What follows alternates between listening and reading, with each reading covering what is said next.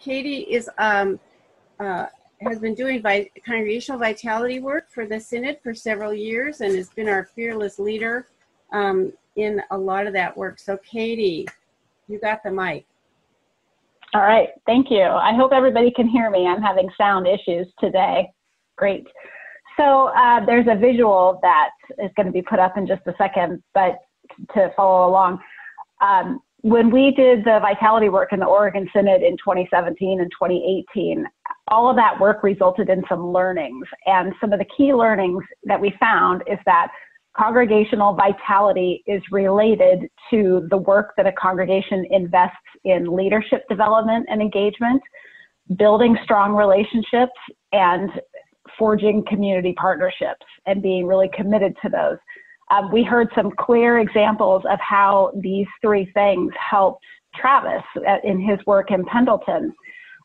So in addition to all of the great reasons that we've heard of why you as a congregation would want to engage in this work, there's also a little bit of self-interest in this. You know, if you're a congregation who is looking for to be re-energized through ministry, this is a great opportunity for that.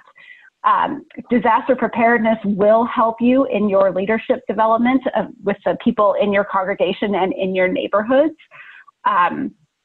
Right now, disaster is on people's minds, and there are people who are interested in doing this work, and they might be people who you didn't think about being a leader in your congregation because in the traditional ways that you look for leaders, they're not really that interested.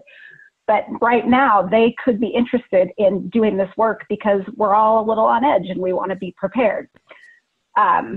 This disaster preparedness work also gives you opportunities to start forging relationships with your neighbors and your communities as a congregation.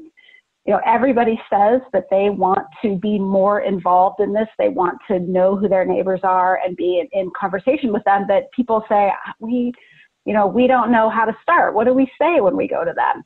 Well, this work is a great thing to have in your pocket to go into conversation with. Our congregation is, we want to help.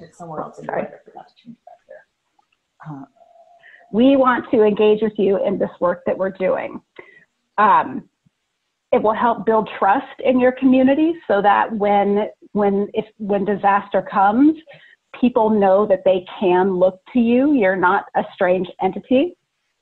The other one, obviously, this gives you an opportunity to engage in community partnerships. You know, as Travis said, being able to be connected to the community, let him know firsthand what the needs were. And, you know, I know I saw a lot of examples in the Portland area with the fires that had happened of people who wanted to help, churches who wanted to help, individuals who wanted to help, but they had no guidance in actually knowing what was needed. So I saw some community entities say, hey, we appreciate all the food and water you're bringing us, but don't bring us anymore. We have enough. But here are some of the things that we do need.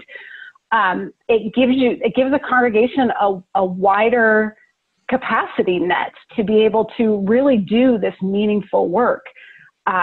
You know, if you go into these networks, you will automatically have community partners there ready and willing to work with you instead of wondering how to get started in that. A couple of examples, recent examples in the fire, besides, you know, Travis gave a great example of the floods in Pendleton, but there in the Portland area, there is a cohort of congregations and other community entities in the Clackamas County area with Milwaukee Lutheran, Oak Grove Methodist, and one of the Synod ministries called Storyline. And they already had existing relationships with the county and other public health entities. And because of this work and these relationships, they were very quickly able to set up a shelter at one of the churches, have an organization that does mobile showers come through to be able to offer showers to the people who had been displaced. And then other churches who were able to round up very quickly food supplies and clothing supplies and all. They basically, through their connections, became a full service network for the needs of the people who had been evacuated. Another example is in the Bend area, which, you would maybe not think that they would have much to do with this.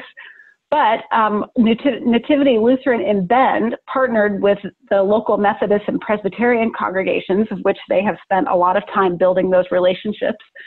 And they were able to open up the Methodist Church gymnasium for people who had been, people who needed a refuge from the wildfire smoke. People who live outside who weren't able to escape from that. They were able to provide quick volunteers to staff it and the supplies needed to be able to feed the people and get them what they need. And all because those networks were already in place. So all of those contribute to a stronger congregation who is more connected to each other and their communities, and really just gives new energy and new life to your ministry work.